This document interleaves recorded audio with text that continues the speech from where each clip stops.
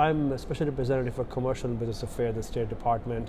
I run a commercial diplomacy globally. What that means is that we make sure that U.S. companies have a level playing field to compete and win abroad. U.S. private sector, our entrepreneurs, our innovators are a force for good all over the world. We want to make sure that they continue to lead the world when it comes to business. It is so important that we build this, again, ecosystem. We develop in the talent, we adopt open platforms. In fact, you help us create and strengthen those open platforms. And we are inclusive as we think about building the future of Africa. So we are rooting for you, proud of all the amazing work that's going on.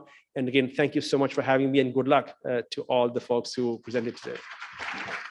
So the point I was making earlier was that talent is so key to building a technology industry, and we know that Africa has a potential. I think that is, we all can agree on.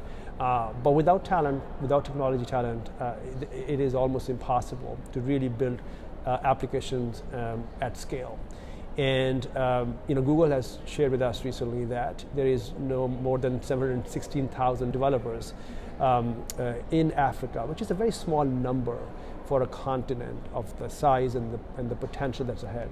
So we strongly believe that we need to invest more in software development talent, data scientists. We know now that AI is the new rage, and so, but that is going to be only possible for Africa to play its due role, that you have a significant number of data scientists and machine learning engineers and AI engineers, and they all have to come from Africa. So we have to make sure that there is a significant effort and focus from governments. Now, on our part of the U.S. government, the President's initiative on digital transformation actually includes some commitments on helping develop technology skills in Africa. And for upcoming entrepreneurs, what advice would you give them? Well, that could be a very long answer, but a couple of things I would say is, one, make sure that you form a strong team. It makes a huge difference. Ideas are great, but you have to execute them. And again, it goes back to the talent point.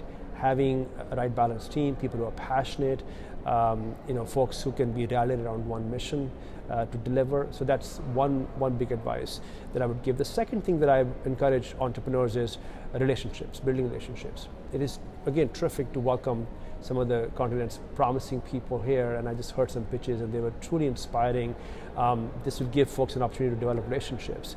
You have to develop that network within the continent as well as across the Atlantic as well. And we are here and we want to encourage that. So again, building a strong team, developing relationships, sort of being resourceful, if you will, as an entrepreneur.